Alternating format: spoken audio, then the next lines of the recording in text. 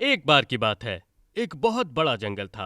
उस जंगल का राजा शेर खान जंगल के जानवरों की बहुत फिक्र करता था। शेर खान जंगल में होने वाले हर जुर्म का पता लगाता था और जुर्म करने वाले जानवर को कड़ी से कड़ी सजा दिया करता था। जंगल के जानवर भी अपने राजा से बहुत खुश थे। मैंने सुना कल राजा शेर खान ने काले चीते को 100 चाबुकों की सजा सुनाई क्योंकि वो जानवरों के घर चोरी करता था। हाँ, ये तो सच है। मुझे बस ये समझ नहीं आता कि शेर खान ऐसी बातों का इतना कम समय में कैसे पता लगा लेते हैं, वो भी किसी की मदद के बिना। मुझे लगता उनके पास कोई जादुई ताकत है। कुछ भी बकवास मत करो भालू। मैं बकवास नहीं कर रहा। इस दुनिया में जादू वादू कुछ नहीं होता। किसी के भी मदद के बिना चोर को ढूंढना आम बात तो नहीं है। तुम दोनों झगड़ा बंद करोगे? इस पागल को समझाओ। तू पागल? चुप। कोई किसी को पागल नहीं बोलेगा, और वैसे भी हम सच और झूठ का पता लगा सकते हैं। वो कैसे? वो कैसे? अगर जंगल में कोई और जुर्म होता है तो हम शेर खान का पीछा करेंगे और सच का पता लगा लेंगे कि वो आखिर करता क्या है। तीनों इस बात पर राजी हो जाते हैं। कुछ दिनों बाद जंगल से खरगोशों की टोली ही गायब हो जाती है। जंगल के सभी जानवर इस बात से बहुत परेशान हो जाते हैं। सभी जानवर जंगल के बड़े से मैदान पर पहुंचते हैं। राजा शेर खान कुछ कीजिए, वो सब मेरे दोस्त थे, पता नहीं उन्हें कौन ले गया। ये कहकर वो जोर जोर से रोने लगता है। तुम चिंता मत करो बबलू, मुझ पर भरोसा करो, मैं उनको सही सलामत वापस ले आऊंगा। शेर खान, हम सब आपकी मदद करेंगे। हाँ शेर खान। उसकी कोई जरूरत नहीं है, मैं अकेले ही काफी हूँ। तुम सब अब घर जाओ, मैं अपना काम शुरू करता हूँ। सभी जानवर अपने अपने घर जाने लगते हैं। मोटू हाथी, सोनू हिरन, भोलू भालू एक दूसरे की तरफ देखते हैं और शेर खान का पीछे करने लगते हैं। शेर खान जंगल से थोड़ी दूर आता है। वहां एक झरना था। उस झरने को पार कर जाने की किसी भी जानवर को इजाजत नहीं थी। वो शेर खान का आदेश था, लेकिन शेर खान खुद झरना पार कर दूसरी तरफ निकल जाता है।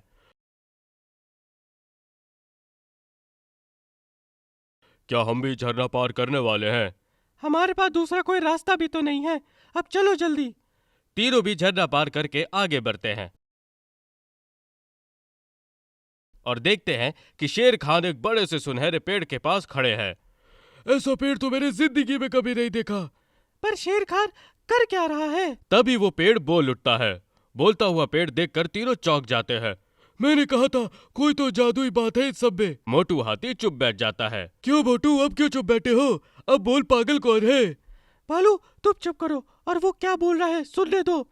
तीनों कान लगाकर इनकी बात सुनने लगते हैं। तुम्हारा इंतजार कर रहा था शेर खान। जंगल में कब क्या होता है इसकी तुम्हें सब खबर रहती है। मैं मुश्किल में फंसा हुआ हूँ, मेरी मदद करो। क्यों नहीं, वो सारे खरगोश लोमड़ी की टोली ने पकड़ रखे हैं। पर तुम्हें जल्दी ही कुछ करना होगा क्योंकि थोड़ी देर में लोमड़ी और सभी खरगोश को खा जाएगी।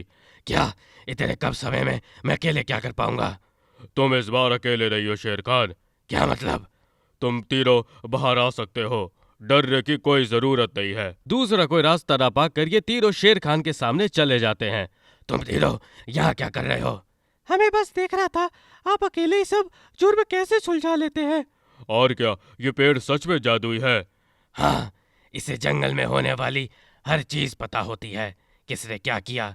मैंने जानबूझकर इस पेड़ के बारे में किसी को पता नहीं चलने दिया ताकि दुश्मन इस पेड़ को हानि ना पहुंचा सके। हम समझ सकते हैं शेर खान, हम में से कोई भी इस पेड़ के बारे में जंगल में किसी से कुछ नहीं कहेगा। ठीक है शेर खान, अब समय बहुत कम है। जल्दी जंगल के सबसे बड़े पहाड़ के पास जाओ, तुम्हें वहाँ खरगोश मिल जाएंगे। चारों पहाड़ के पास पहुंच जाते हैं। शेर खान, भोलू भालू और मोटू हाथी लोमड़ियों से लड़ाई करते हैं। दूसरी तरफ सोनू हिरन सभी खरगोशों को पिंजरे से छुड़ाती है। सभी सही सलामत जंगल पहुंचते हैं। राजा शेर खान सभी जानवरों के सामने इन तीनों की मदद के लिए उनको शुक्रिया कहते हैं। तब से ये चारों मिलकर जादुई पेड़ की मदद से जंगल के जानवरों की सुरक्षा करने लगते हैं। एक बार की बात है, सोनू बकरी जंगल में अकेले घूम रही थी। वो यहाँ वहां कूद रही थी, अकेले ही खेल रही थी और जिंदगी के मजे ले रही थी। ऐसे ही खेलते खेलते वो जंगल से थोड़ा दूर आ गई। वहां पर दूसरा कोई भी जानवर नहीं था। नई जगह देखकर सोनू बकरी यहाँ वहां देखते देखते हर तरफ नजर फिराते फिराते चल रही थी और उसका ध्यान रास्ते पर नहीं था। तभी वो अचानक से एक बड़े से कुएं में गिर गई। कुएं में गिर जाने से सोनू बकरी बहुत डर गई और चिल्लाने लगी। अरे मुझे कोई बचाओ, कोई मुझे यहाँ से बाहर निकालो, यहाँ कोई है क्या? जो मेरी मदद कर सके, बचाओ। लेकिन बहुत चिल्लाने के बाद भी सोनू बकरी की मदद करने वहां पर कोई नहीं आया। सोनू बकरी अब निराश हो गई। उसे लगा उसे बचाने के लिए अब वहां पर कोई भी नहीं आएगा। जंगल में इतनी दूर यहाँ कोई नहीं आता, और अगर यहाँ कोई नहीं आता तो मुझे यहाँ से बाहर कौन निकालेगा, कौन मेरी मदद करेगा? अब मैं क्या करूं? मुझे कोई यहाँ आने तक इंतजार करना होगा। बहुत देर हो जाने पर भी वहां कोई नहीं आता। लगता है मुझे रात यही गुजारनी होगी, पर मुझे बहुत प्यास लगी है। काश मुझे थोड़ा सा पानी मिल जाता। सोनू बकरी के ये कहते ही सोनू बकरी के सामने एक लकड़ी के मटके में पानी आ जाता है। सोनू बकरी एकदम से चौंक जाती है। वो उस मटके के पास जाती है और पानी पीती है। वाह, इतना मीठा पानी तो मैंने पहली बार पिया है। ये पानी तो बहुत स्वादिष्ट है। और वो पूरा पानी पी लेती है। मुझे तो बहुत भूख लग रही है। काश यहाँ पर थोड़ी सी घास होती। सोनू बकरी के ये कहते ही सोनू बकरी के सामने हरी भरी घास आ जाती है। और अब सोनू बकरी को समझ आता है कि यहाँ पर जो कुछ भी बोलो सच हो जाता है और आपके सामने आ जाता है। सोनू बकरी को मजा आने लगता है। ये हरी भरी घास खाती है। थोड़ी ही देर में उसे अपने दोस्तों की याद आती है। मुझे इस कुएं से बाहर निकलना होगा। काश मेरे दोस्त गोलू गुरिल्ला, बबलू बंदर और मोटू हाथी यहाँ होते। तभी कुएं के बाहर गोलू गुरिल्ला, बबलू बंदर और मोटू हाथी आ जाते हैं। अरे ये क्या, मैं यहाँ कैसे आ गया? मैं भी वही सोच रहा हूँ।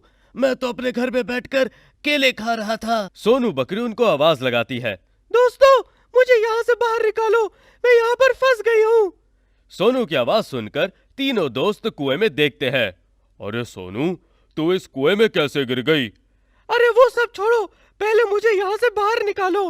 हाँ हाँ ठीक है, मैं कुछ करता हूँ। गोलू गुरिल्ला जल्दी से जाकर रस्सी लेकर आता है और रस्सी की मदद से वो तीनों सोनू बकरी को वहां से बाहर निकालते हैं। सोनू बकरी बाहर आ जाती है। तुम तीनों का बहुत बहुत शुक्रिया। तुम तीनों ने मुझे बाहर निकाला। मैं बहुत देर से यहाँ पर फंसी हुई थी। सोनू, ये सब छोड़ो, पहले तुम ये बताओ कि हम तीनों यहाँ पर कैसे आए?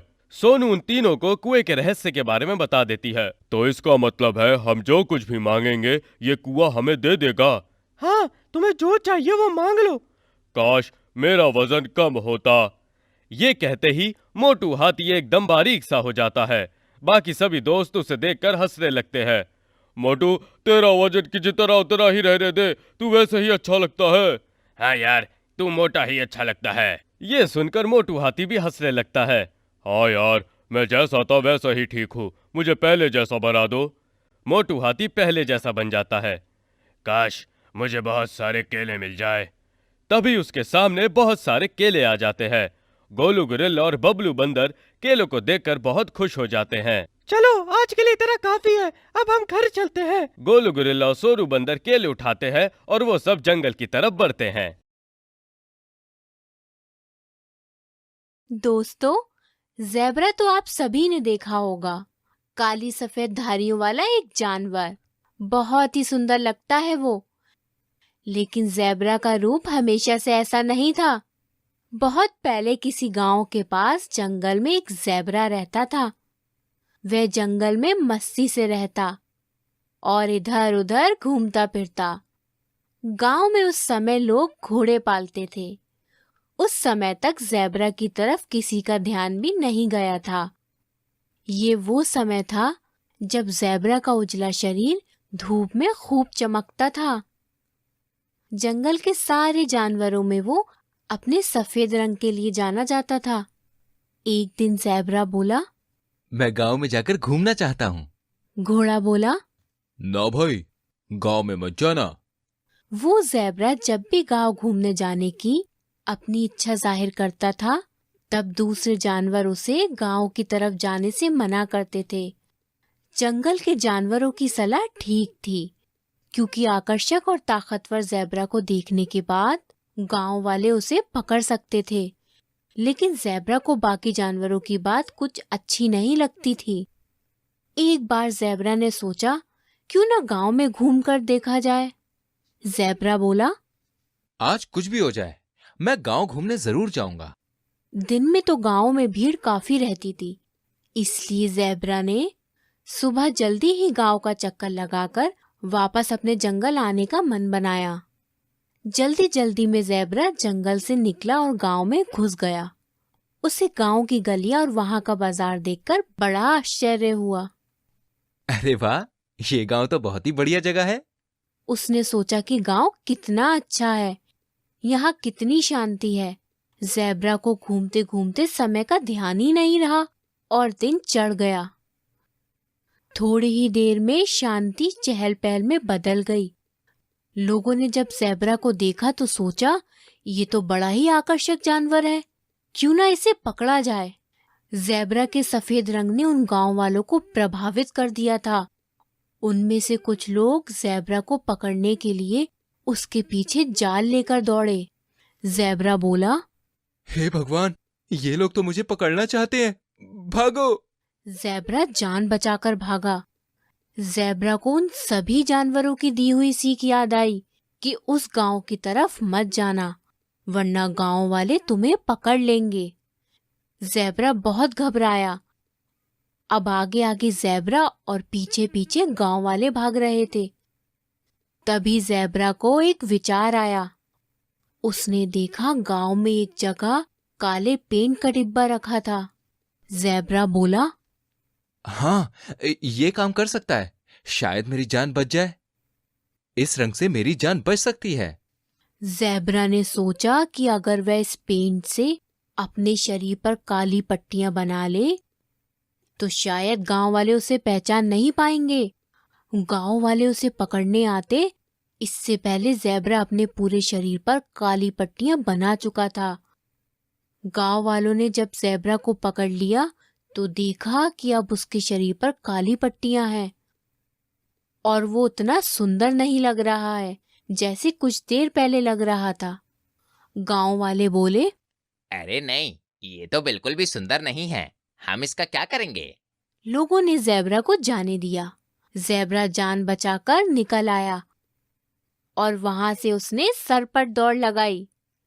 जंगल में आने के बाद जब ज़ेब्रा ने अपने साथ हुआ ये वाकया सभी ज़ेब्रा लोगों को बताया तो सभी ने सोचा कि इस तरह का पेंट कर लेने से मुसीबत से बचा जा सकता है। अब क्या था, फिर तो सभी ज़ेब्राओं ने अपने शरीर पर काली पट्टियां बना ली और फिर ये परंपरा अगली पीढ़ी में भी इसी तरह जारी रही। जैसे ही कोई ज़ेब्रा पैदा होता तो उसके शरीर पर काली पट्टियां बना दी जाती। तब से ज़ेब्रा के शरीर पर काली पट्टियां देखने को मिल रही हैं। दोस्तों, हमारे दोस्त हमारी भलाई के लिए कुछ बोले तो उसे मान लेना चाहिए, वरना मुसीबत खड़ी हो जाती है। अगर ज़ेब्रा जंगल के दूसरे साथियों की बात मान लेता तो आज उसका सफेद रंग उसके साथ ही रहता और वो जंगल का सबसे आकर्षक जानवर होता। कहानी अच्छी लगी ना? जल्दी से हमारी वीडियो को लाइक करके शेयर कीजिए और ऐसी और कहानियों को देखने के लिए हमारे चैनल को सब्सक्राइब करके बेल आइकन को प्रेस कीजिए। मिलेंगे आपसे एक और कहानी के साथ। तब तक के लिए अपना बहुत ख्याल रखिए।